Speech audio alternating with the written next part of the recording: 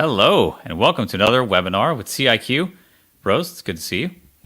You too, Zane. Hope you Hello. can hear me okay. Yes, I can hear you just Excellent. fine. Excellent. So having some fun technical challenges this morning, afternoon. Story of, I think, all of our lives across the entire planet as of 2023.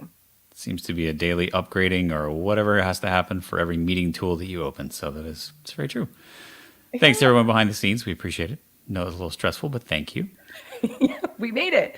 We Well, made I it. mean, it's actually an interesting kind of segue into what we're talking about is a new release of the operating system that we refer to as Rocky Linux, which is Two new releases. two, two That's new right. releases. Two new releases. This part you're going to have to explain why. Because it would make sense to me to just have one, but there has to be some really good reason to not only have one, but to have two new releases at the same time. This is Absolutely. exciting. So who do we have to bring in today? There's Neil. The Hilton, man. I see how's that it going? Skip maybe lagging a little bit behind. We'll get him here in a minute. So I think Rose's question is actually a really good question for Neil. There's Skip. It's actually a really good question for Neil to tackle after he introduces himself. Sure. Hey, I'm Neil Hanlon. I'm a Linux engineer here at CIQ. I'm also one of the infrastructure leads for the Rocky Enterprise Software Foundation. Um, do we want Skip to introduce himself first? Absolutely. Tackle the question together. Welcome, Skip. Oh, I guess so. Can you guys hear me? We Hey, can. Skip. Had some technical difficulties here. I am Skip Gruby. I am on the release engineering team for Rocky Linux, and I do also Linux engineer here at CIQ, and I wear a lot of hats, so I'm all over the place. Yeah. First of all, I know we'll probably do this again at the end, but I just want to say from us and everybody watching, I'm sure there's a big thank you. Right? I mean, this is a lot of work. Like, yes, you do have a job that you get paid for, but the, Rocky Linux Foundation that you probably do not get paid for I all do the time not. and effort. Right, You're correct. exactly. So yes, thank you for that good work, keeping that open source. Appreciate that. And to everybody in that community that puts in the tremendous amount of time after your regular job. We really appreciate it. I know you guys are up and spending a lot of time on a lot of late nights and a lot of calls. So really appreciate it. Thank you guys. Yeah, it absolutely does take a village, and I am personally very thankful for all of our community members as well. I think we have a really great team, great release engineering team, great testing team, great everything really that is supported by the community and by people that do this out of the goodness of their heart and don't get paid for it by their jobs or anything like that. So that's where I am certainly thankful for as well. Yeah, there's the build team, the testing team, security team, documentation team. It's a lot of different teams. It takes a village. It does take a Yeah. very large village. So back to your question, Rose. Yeah. Sorry. I mean, there's so many things. I'm like, well, what about this? And what about that? And they can get involved in the community and go to Mattermost. And I just want to tell you guys like so many amazing things. But yeah, I am curious about the 8.8 and 9.2 because that's specifically what we're talking about right now. So Rocky Linux 8.8 has been released, 9.2 has been released, and so tell me, why are there two of them? And then blow her mind and tell her there's going to be three at the same time at some point in the future. You want to take this one, Neil, or you want me to start? You can do it, Skip. I'm going to dive into it. Two's better than one, Rose. Haven't you heard? That's fair. That's fair. I'll go with that. This is a common question, actually, and I'm glad you asked it. So there are two releases there, and like Neil hinted at, there's going to be three. And if Rocky Linux had started with the Red Hat CentOS 7 era, there would be three right now, even. And that's basically due to the absurdly long release cycles, or I should say, support cycles of this stuff. So Rocky Linux 9 released in 2022, right? Just to give an example. And we will be supporting it with updates, with security patches and everything until 2032. I think May, is that right, Neil? May 2032? Book Yep. a calendar.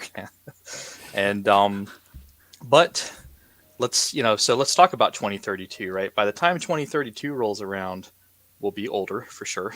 But also, Rocky Linux 9 is going to be really long in the tooth then, right? And it'll be, as that date approaches, there will be less and less usefulness for the pieces that make it up, right? It will still have kernel 5.14, which is the current one, just supported with patches and so forth. Because the goal is stability, right? And that's great, right? But people are gonna not want to in the year 2032, right? People are not going to want to hop off of Rocky 9 and then hop onto a Rocky 10 that was released in 2032, right? That's 10 years. That's like 3 lifetimes in development in software world. That would be quite a lurch, right? You don't want to, you don't want your 2022 technology and then lurch into 2032 technology. It'd be crazy, right? Who knows what's going to be popular then? So what we do is, and our upstream Red Hat kind of dictates this. We have a currently used to be 5 years, now a 3-year life cycle or a 3-year new major version cycle. So very easy. 2019 Red Hat 8 was introduced. Rocky was founded in end of 2020, so 2021 we picked up on Red Hat 8 then. Red Hat 8, Rocky 8 supported 2019 through 2029. So 2019, Red Hat 8, 2022, Rocky Red Hat 9, 2025, Rocky Red Hat 10, 2028, Rocky Red Hat 11, etc. Right? We introduce a new major version every 3 years. And so if you do the math, you can kind of see there's a graph you can draw of this. I don't have it handy, but yeah, there will be multiple major versions supported. And if you're brand spanking new and you're building something new, I'd recommend you get the latest one just because you'll have the longest support, right? That means, like right now here in 2023 as we speak, Rocky 9 is the latest one, supported till 2032. It would be a good idea to use that unless you have a good reason to use 8. Right? 8 is still supported to 2029, right? But it's, I personally, if it were me doing an install or a server farm or something, I would pick the latest one, if nothing else, than to know that you have more time to move to another version, 10 years from now or whatever. So the other side of that too is the support and life cycle of the underlying hardware. So a great differentiation between 8 and 9 is the fact that for the x86 architecture, the kind of Intel architecture, they've bumped the micro architecture version. So there's specific optimizations in newer processors and CPUs that you're able to take advantage of by only building your software for those newer compiler or those newer processors and just newer hardware. And so we continue to see that. I mean, in the past just 10 years, we've had huge advancements in the speed of what we're doing and how fast we're able to do single core processing. And so being able to target specific optimizations in those newer hardwares allows organizations that need that speed to get the latest hardware or get the latest software, get the latest features, and roll a little bit faster. But at the same time, we don't want to just be creating a bunch of e-waste at the end of the day. And so those older servers are not only going to be needed by someone, say an organization upgrades and goes to somewhere else, but there's also organizations that are going to stick on that hardware for the entire life cycle of that hardware's life cycle, which could be 5, 10 plus years, then some. Could be past the useful age. I mean, I've been at places and I know people that buy parts on eBay for old servers and old equipment because they're still running, they're still useful. But for example, if you have an older server that doesn't have the microarchitecture for Rocky 9, you're gonna have to run Rocky 8 until you get new hardware, basically, or until an effort goes to rebuild something that targets that, or you have to switch to a different operating system in this specific case. But it's ultimately having multiple versions is generally a boon for the development and being able to take advantage of the latest features while still having that stable base to build upon. Thank you for that, Neil.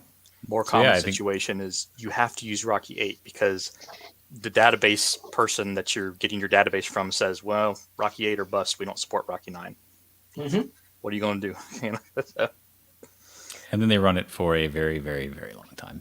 We still run across people running some Enterprise Linux 4, which was what, end of life in the Yeah. early 2000s. It's been a long time ago. Yep.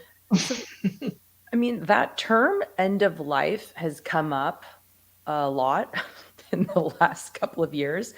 And I think it probably means a little something different in what you were just talking about. And so I don't know, maybe if I'm going off on a tangent, because it probably would be fun to like talk a little bit more specifically about what's going on with 8.8 and 9.2. And so No, this we'll is relevant, though. This is that's very what? relevant. This is relevant. Now continue. Yeah. Right. So, like this end of life, and when you're talking about support and it being supported for 10 years, and you guys also both work for CIQ, even though you spend a lot of your off time in the Rocky Linux Enterprise Foundation, it's like, what is the difference between the way in which you view support in the open source and the way that you view support like at CIQ? Do you know what I mean? Because when you're talking about something being end of life and it not being supported anymore, what is that? Like the word I means a think lot of what you're different getting things. at is how does this tie in with CIQ's long-term support offering, which is that am I I hitting think it's close to the kind mark? of two parts of that, Skip. I think it's also at what point in time the community stops actually doing security patching or Yeah. releasing So new features on a version. in Rocky 8, assuming the world's still here, 2029. That is, we're in it for the long haul. So the Rocky Enterprise Software Foundation will officially, like, you can book it. Keep checking us, obviously, but in 2026, 27, 2028, 2029 for Rocky 8, you will see public security package updates for Rocky 8, right? Until that date, like we are committed for the whole 10 years. Well, I guess in Rocky 8 technically it's like 8 years because we started in 2021, but But on that regardless, date, yep. it's finished. There is no Yeah, more. and on that date, the as far as the RESF, the public project is concerned, and let's call it May 1st, 2029. Rocky 8 is no more. It had a great run, but it's there will be no more updates. That's what we mean by end of life. Now, there may be other organizations like CIQ. We'll find out at the time that says, hey, we have customers that really like Rocky 8, even though it's 10 years old now, and they want to keep rolling with it. And those organizations, just like anything in open source, are free to continue supporting if they would like. But for the public project, no, done. It's all over. We And close up that's also shop on true Rocky of 8. minor. That's also true of the minor releases for the Rocky Enterprise Software Foundation. We focus on Yes. as CentOS did, the latest version that is being released. And so when 8.8 came out, there are no updates that are provided to 8.7 any longer. That gets moved to our vault. We're actually going to be moving it, pulling it off of our public mirrors in the next few days for 8.7 and 9.1. So those will be moved Neil's to our gonna do vault. There'll be a snapshot of them there as they were, and they won't be modified. They're Never mutable to be from that touched sense. again. Yep. Yep.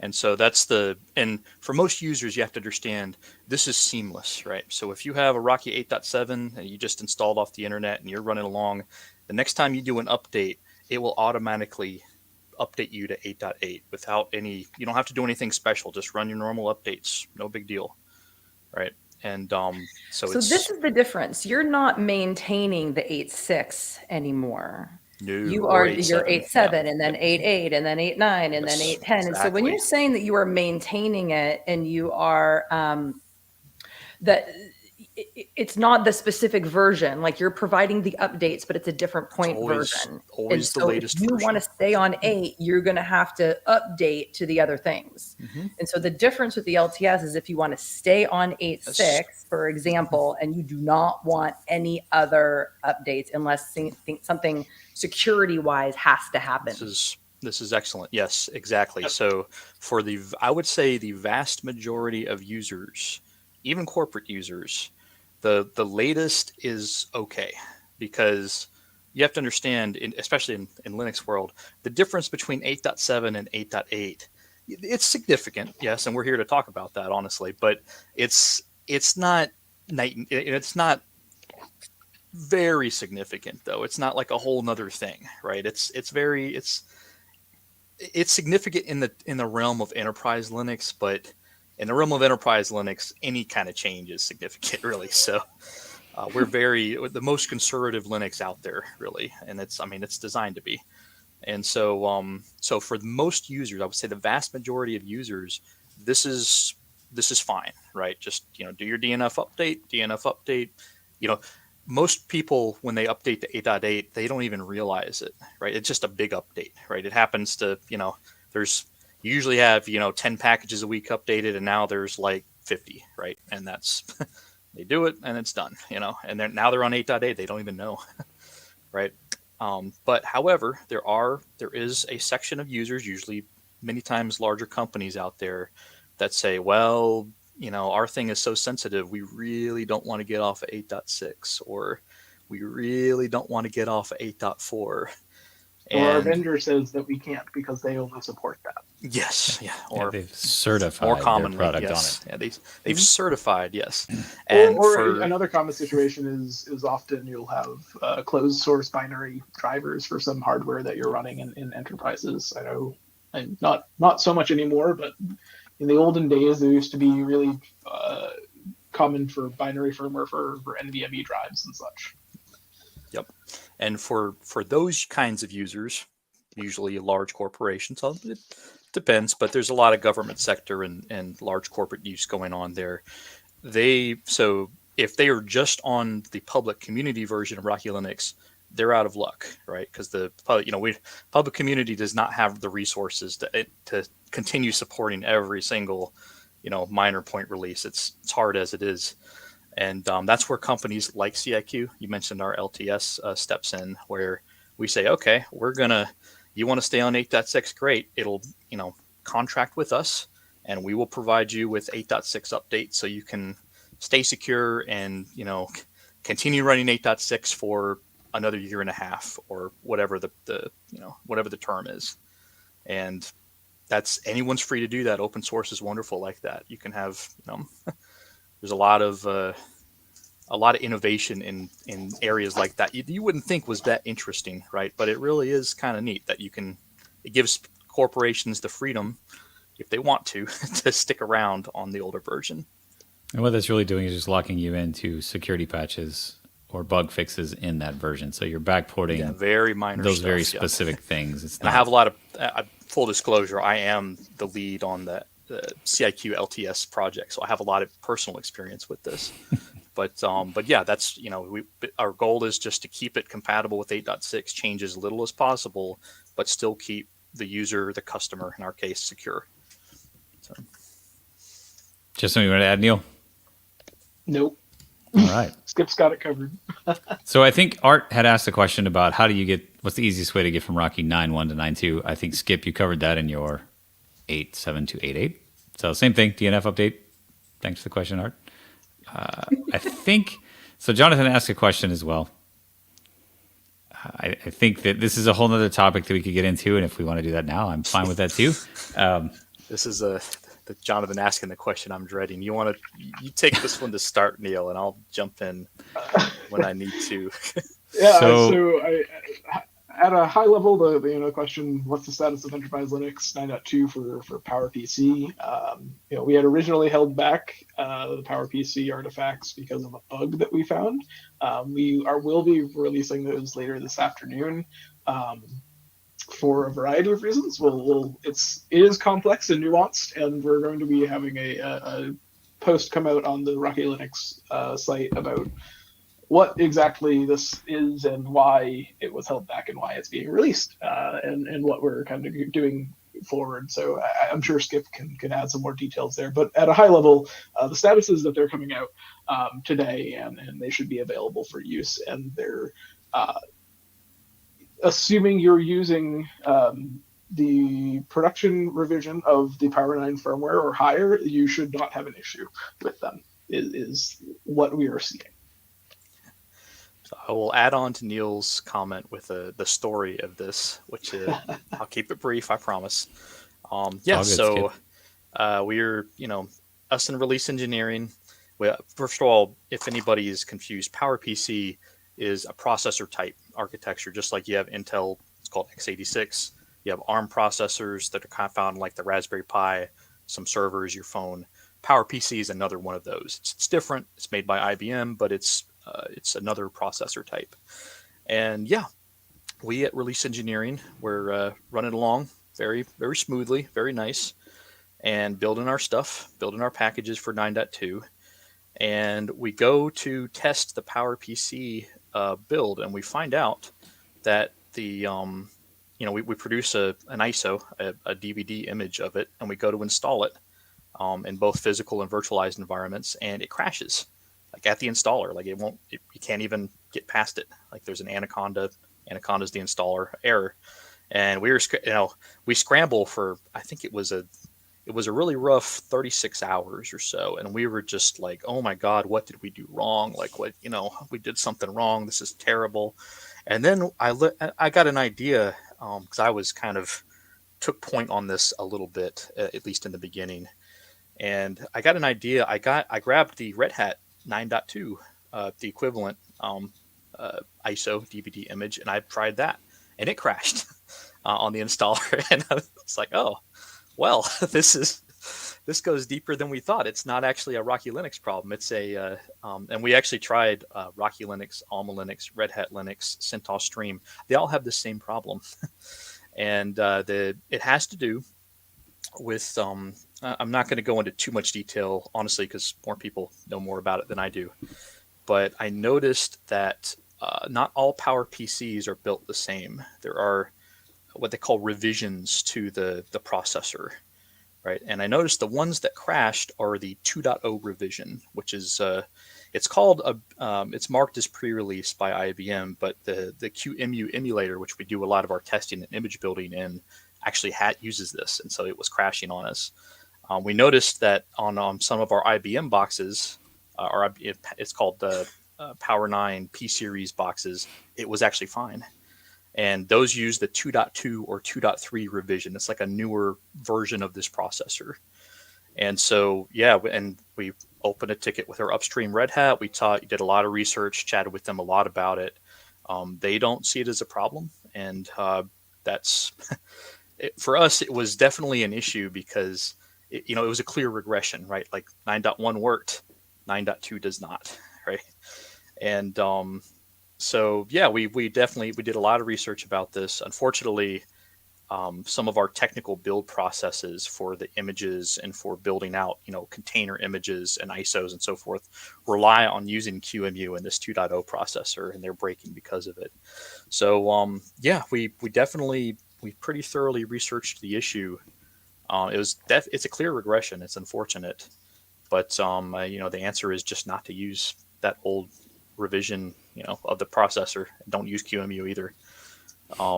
Yeah, I mean, I don't know what else. That's the other thing that we're working on. I'm working on is talking with QEMU developers upstream about the PowerPC, the steppings, the revision of the processor here, and what we can do to fix QEMU so that it supports the proper revisions and isn't problematic here. So yeah, that's the other place we're going is addressing the bug in QEMU with respect to it not supporting the production releases of the Power 9 specifications. And you have to understand too the timeline of this. So we're planning on releasing Rocky Linux 9.2 on that Monday.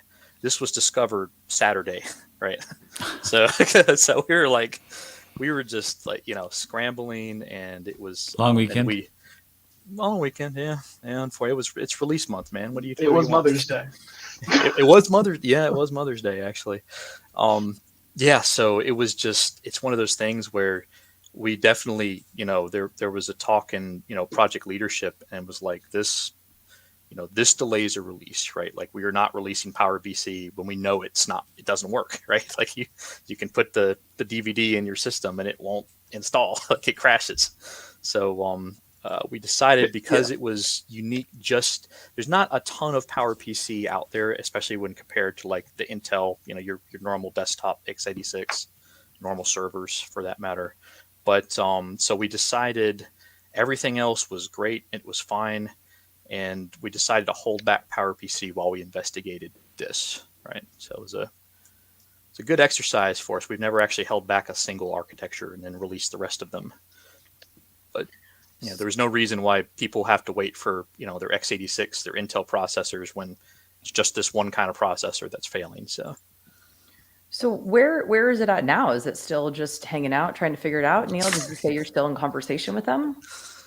Yeah, well, so our bug with our upstream Red Hat has been, they've closed it because it's not technically a bug.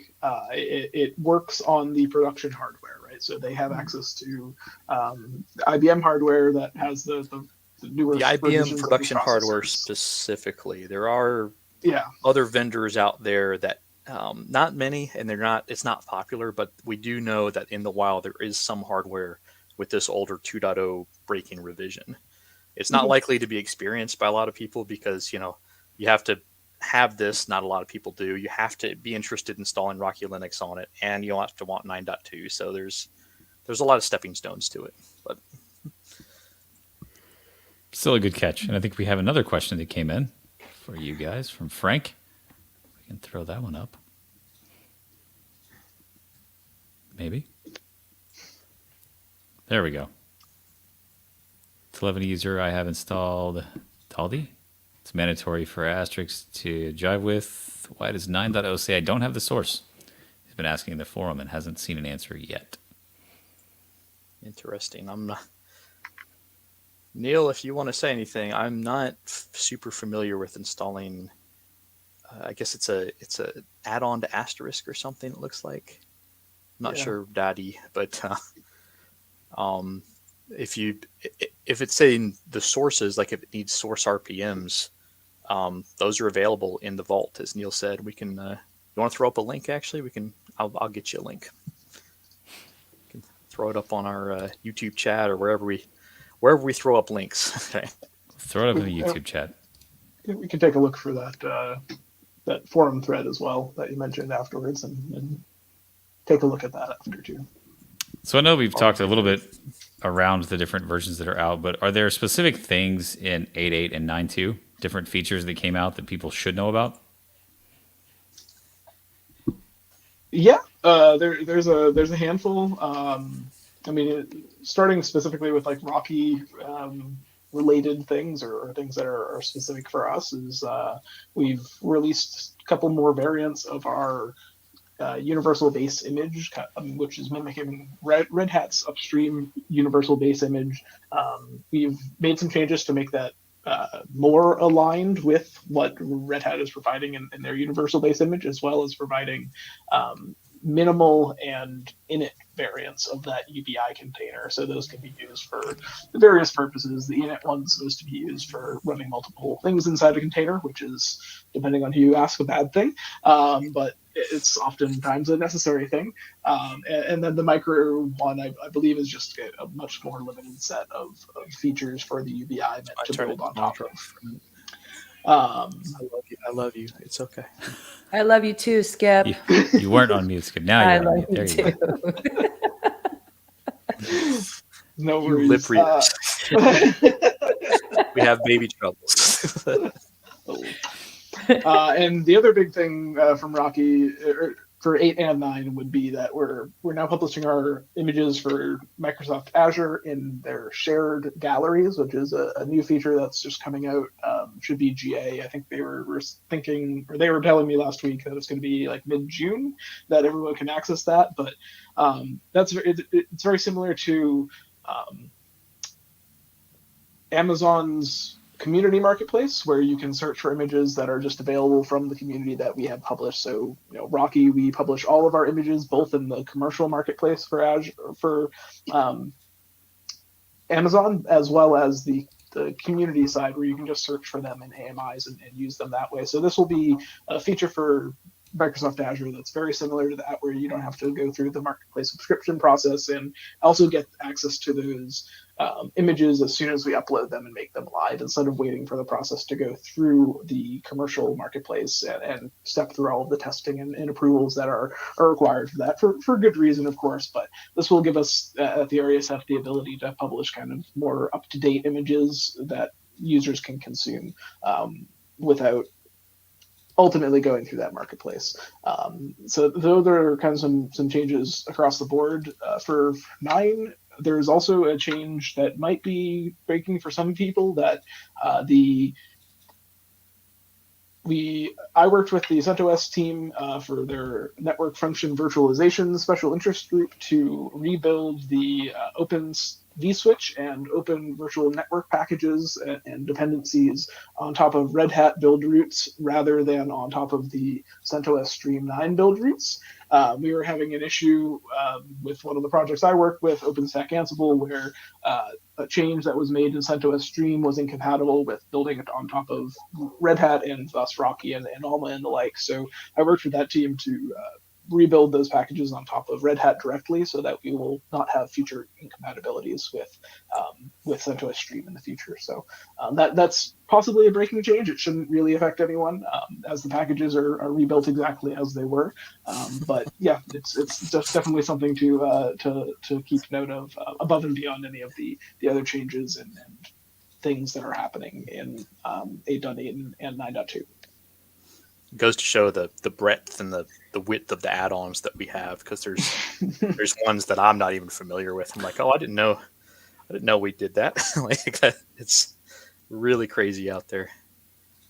Also goes to show that CentOS Stream, while close, is with RHEL and definitely the what they call the trendsetter, it's not the same, unfortunately.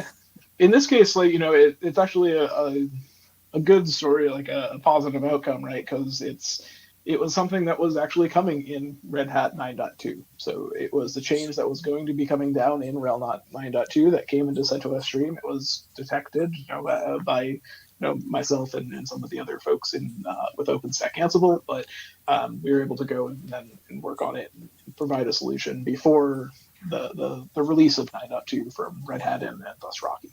That's great. Working as intended, it sounds like. Working as intended, for sure. One thing to note, if you are upgrading from Rocky 9.1 to 9.2, is that there's a small regression that we found in the LVM2 package, which is a way to manage your file systems or partitions and file systems on your disks.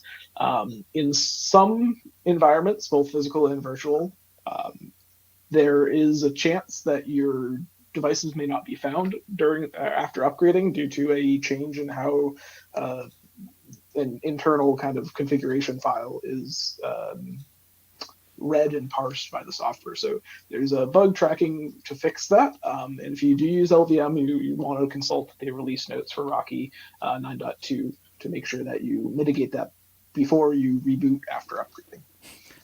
That could be really exciting to have volumes really disappear. Exciting. Yes, and hopefully it's not your root disk. Shout out to our testing team who, like I said, picked up on this almost immediately, I think.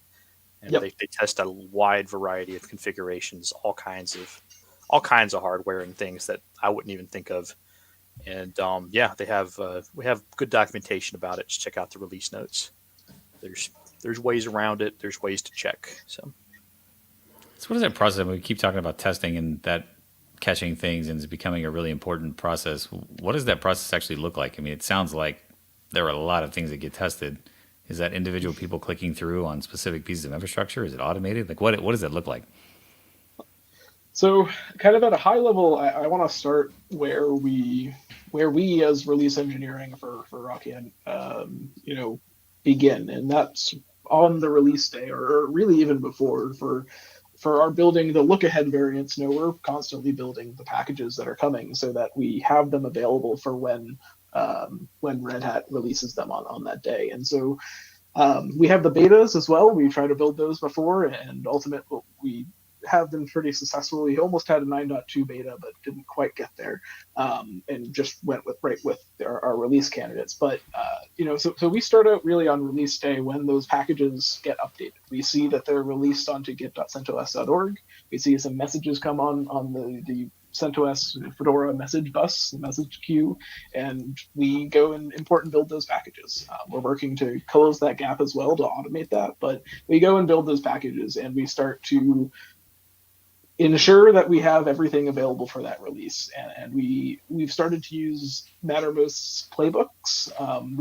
The RESF uses Mattermost for our communications and a lot of our project management and stuff. And one of the features they have is this thing called playbooks, which allows you to add a bunch of checklists and steps with all different content that can be assigned to people and have due dates and run commands and all sorts of different things. But we've started to use those to organize all of the testing and release processes that we have. So we have one for release engineering that we make sure that we get all of the packages built. We go and import the necessary things into our secure boot environments and build those packages. And then all the way down until we're building the ISOs and testing them initially, just kind of a smoke test against them to ensure that they largely work.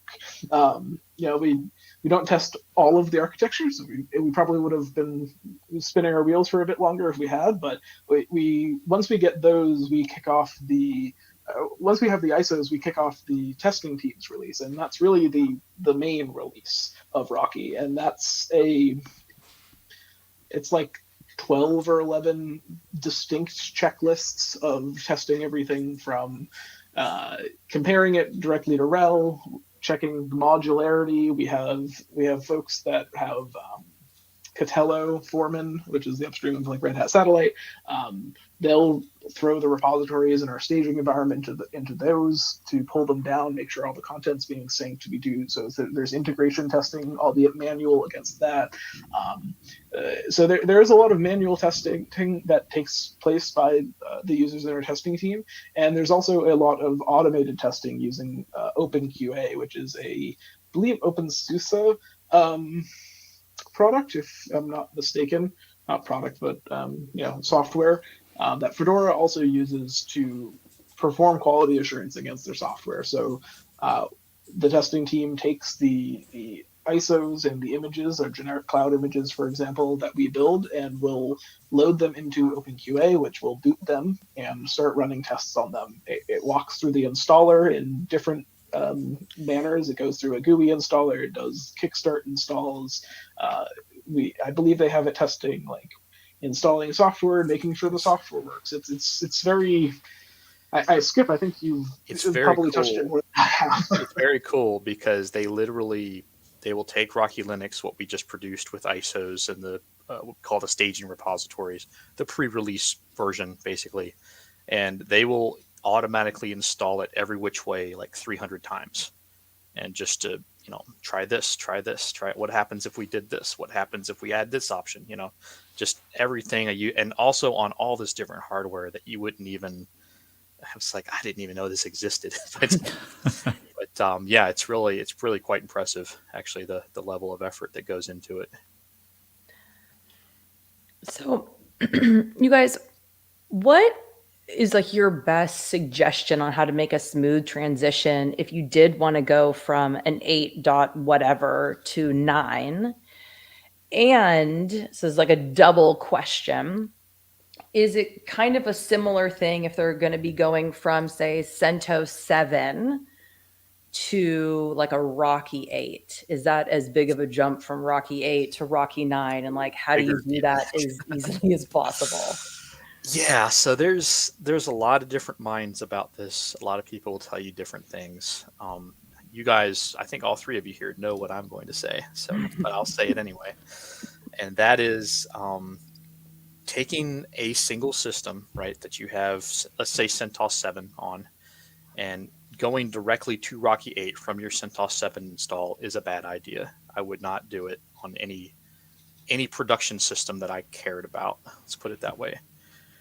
There is really, if you're going to do that, there's a lot of advice around it. The only real way to do that is with what's called the LEAP framework, and the Elevate project, which it's basically an entire set of software designed around doing what you're describing, because it's not, you can't just DNF update. It's not that trivial. There's all kinds of breaking changes between those two. And really in my mind, the way I see the Leap framework, it was built out of a desire to do that as smoothly as possible, but it's fraught with peril, though. There's all kinds of things that can make it go wrong. If you have a third-party repository on your CentOS 7 machine, it's unlikely to work, especially if it replaces some of the packages that are in stock CentOS 7. If you just have, if you have CentOS 7 and you installed just the basic Apache and nothing else, and that's all you're running, you'd probably be okay, probably. But any kind of deviation, though, from just the stock, configuration and packages, and even then, sometimes it still won't be great. And the same goes with Rocky 8 to Rocky 9. There's also a Leap upgrade path from Rocky 8 to Rocky 9. I personally would not recommend it. I can't. It's just, I've seen way too much nonsense happen from trying to do that, because you have to remember these releases. Rocky, or let's call it CentOS 7, was released in 2014, right? It's supported through 2024, and it is based on Fedora 19, I think. Is that right, Neil? That sounds right. Is it 19? Yeah, Fedora 19. All right. Wow.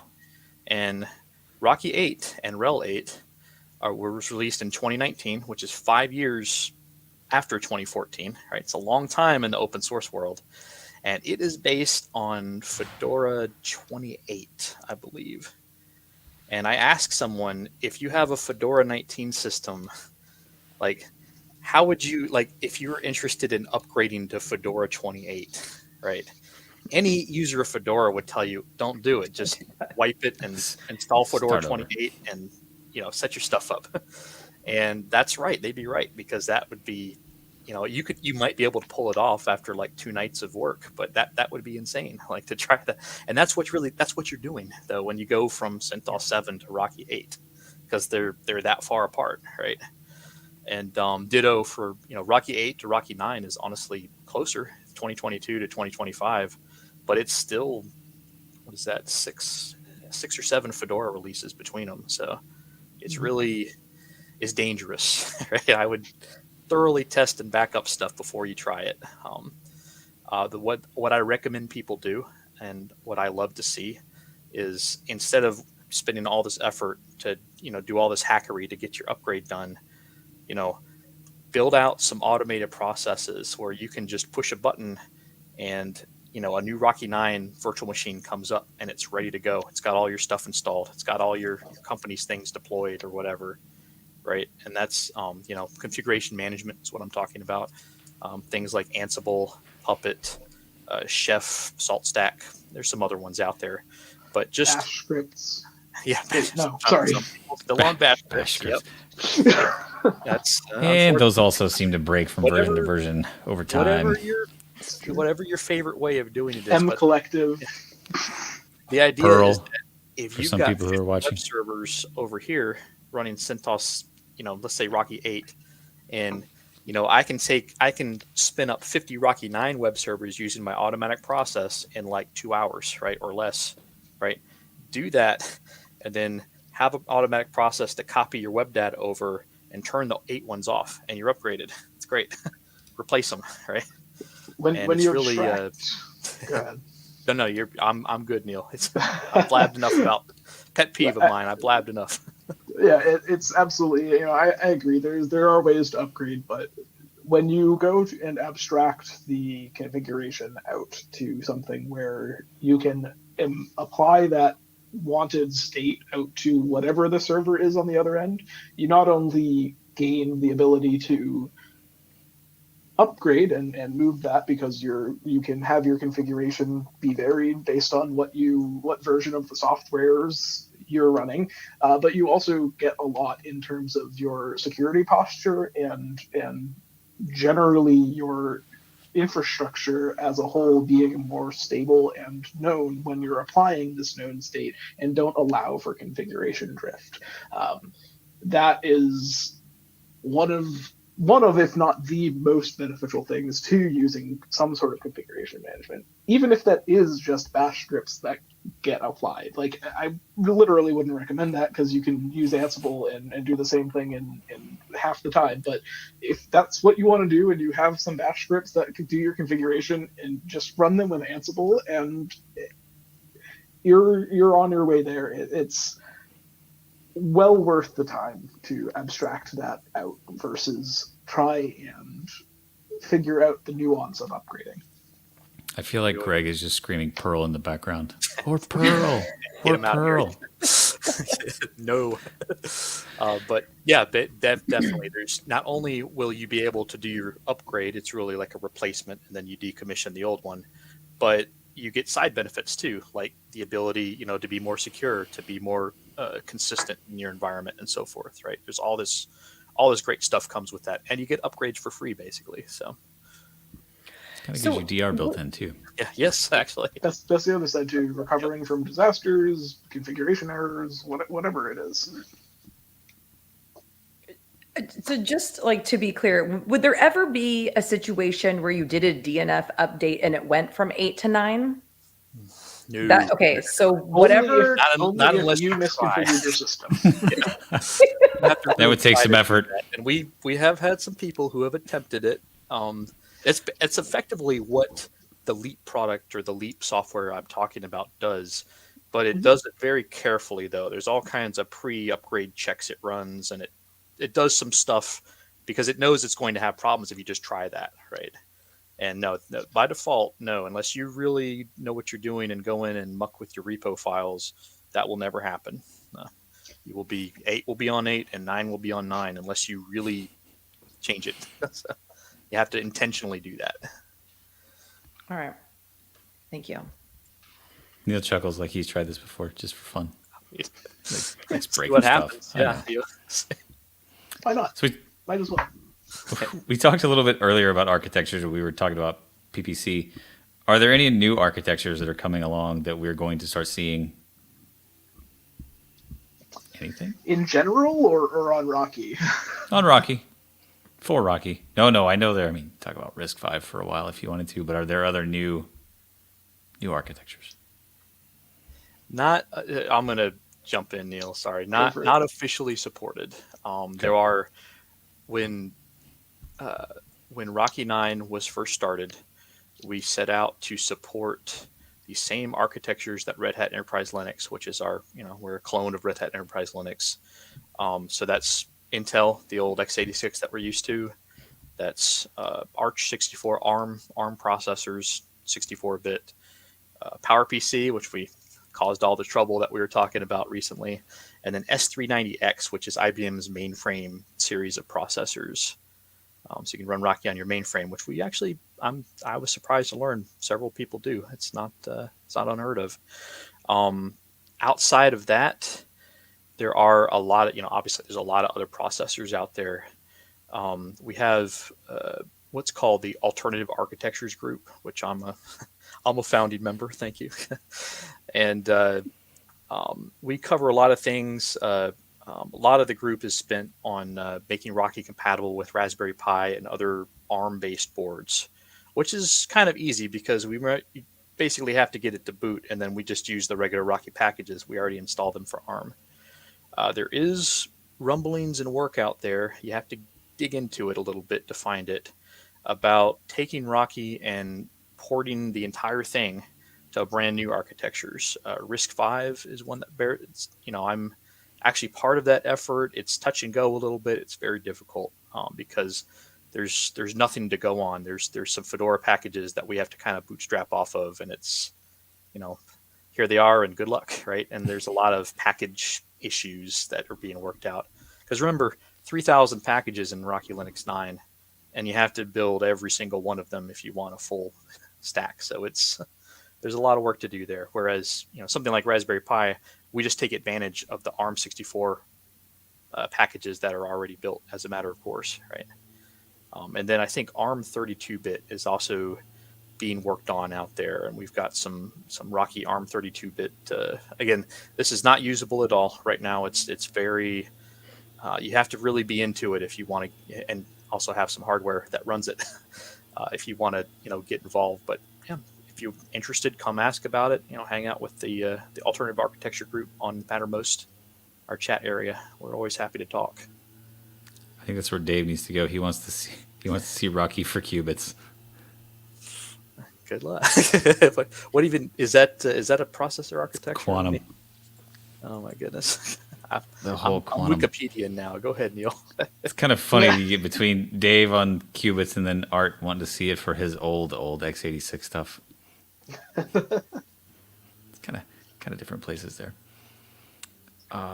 So remind me what architectures are supported today: PPC, x86, ARM 64 or Arch 64, but it's ARM processors. Sure. And S390X, and there's four of them, and in descending order, it's probably x86 by a mile. ARM, people use it like Raspberry Pis, ARM servers, less popular, catching up. Ampere give me a desktop that I can buy for less than $1,500. Oh yes, please, we love it. PowerPC, I think, and then probably I would imagine S390X mainframe is bringing up the rear there, but I don't know. Actually, I don't have good numbers on that, but I would, because those last two are pretty specialized. Like you have to be a business that really wants to if you want to do that. So hardware's out there, but you're gonna be paying some money. You really like expensive hardware. Yeah. I think the Power 10 hardware starts out at like $35,000 for one machine with 12 cores. No barrier to entry, none. Everybody empty your pockets. Just rent some time on an LPAR, it's fine. All right, guys. So do you have anything specific, from the perspective of the Rocky Linux community to tell people about best practices that are like recommended to enhance security of their deployed systems? What I think of is just the Ansible hardening rule. It's an open source kind of thing to harden your systems. It applies for whatever operating system you're running on, and it generally conforms to best practices for the security of your system and making changes to that. Above and beyond that, you can look into the specific security roles provided by the SCAP security guide for OpenSCAP, which is security compliance as code. That's selectable while you're installing a system, so you can apply things like CIS, the Center for Information Security, levels 1 or 2, DISA, STIG, there's PCIe, HIPAA, all sorts of different compliance profiles for security that may be required and can be applied at installation time or afterwards, depending on the profile, to generate reports and apply the configuration mitigations to make your system in compliance. I will go more general than that. And Rose, you're not the first person, and not even the 12th person to ask me that question. And I would say what we talked about earlier, configuration management is better than any patch, than any security framework, is because it allows you to specify and know for a fact like what your systems are running, right? Like you set in stone, no matter how many you have, 10 systems, 1,000 systems, whatever. And just to, it's security is a process. It's not a product or a button you push or whatever. So it's a way of thinking, and configuration management goes a long way, and not swapping in 9 for 8 and doing an update or whatever. Also not recommended. Neil, you mentioned a word. I think you called it configuration drift. Is that accurate? Yep. So is that what these kind of management tools help with? And what does that mean, drift? I mean, when I'm thinking of drifting, I'm thinking of just like, I'm going in this direction, but now I'm kind of going over here. And it's like, wait, you got to get back over there. Pretty much the same thing. I have stories, and I know Neil has stories too. We both worked before doing Rocky, and even kind of during doing Rocky. Now we've worked in industry and in IT, IT work, and The story is the same, old as time. You know, let's say you're an IT guy and you're managing 100 Linux servers, right? And you know, you wake up one morning and 5 of them are out of commission, right? They're just not working. They're broken.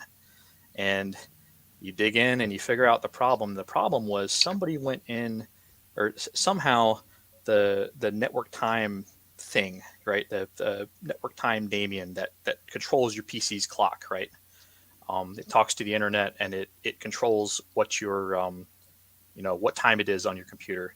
It got mucked with, right? It got for those 5 systems, it got changed around and it's not working TZ anymore. got patched on something by Yeah, yeah. accident. So and you go and you're like, what the heck, you know? And you fix it, right? And then you start, you know, it caused a problem because some piece of software, you know, required the correct time and it completely broke without it, right? And you look around, you're like, what? And you start looking through logs, and then you find out, oh yeah, the developer group from product A jumped in, modified the TZ stuff because they thought it would fix something, and then jumped out, and it broke 3 days later because it took that long to drift the clock or whatever. And but if you had a configuration management process that, like, you know, maybe every hour would go through all your systems, say, okay, is the time zone data set correctly? Is your network time set? Yes. If not, I'll fix it immediately, right?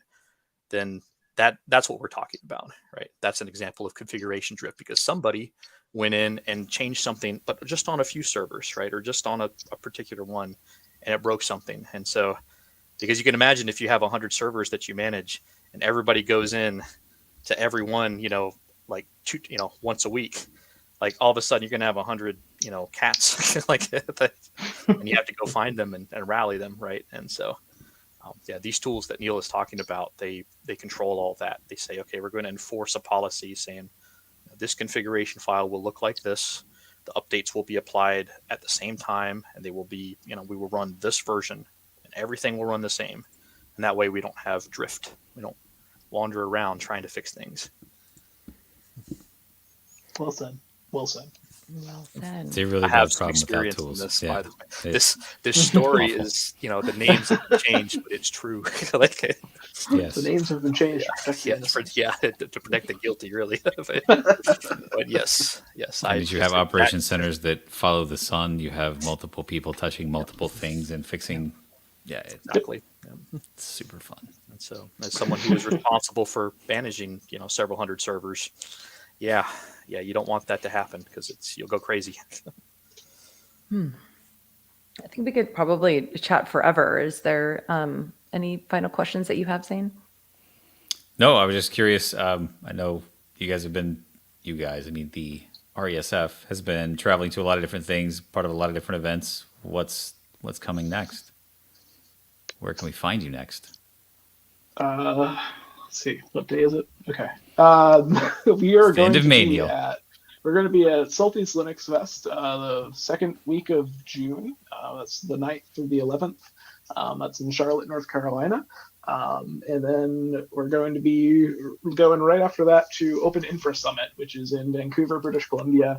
And we'll have a booth there. We'll have swag at both of these events. So if you're in the area, please come find me, and I will give you stickers for free. Neil is Very a nice. traveling roadshow. I will be in Charlotte because I live like a 2-hour drive away. I will not be in British Columbia, though. I'm not. That's what you think. Yeah, that's what my wife thinks too. It's going to be a rude awakening for you when I put you in a suitcase. So how do they get a hold of you? Like, what's the best place to get involved with RESF community? Our chat at chat.rockylinux.org. It's also on Matrix and on IRC. We're kind of bridged over to those places. So you can find us there. We also have forums.rockylinux.org. Yeah, if you're interested in joining and collaborating, please come in and take part in the community. Come ask questions, ask how to get involved, and we'll help find a place for you.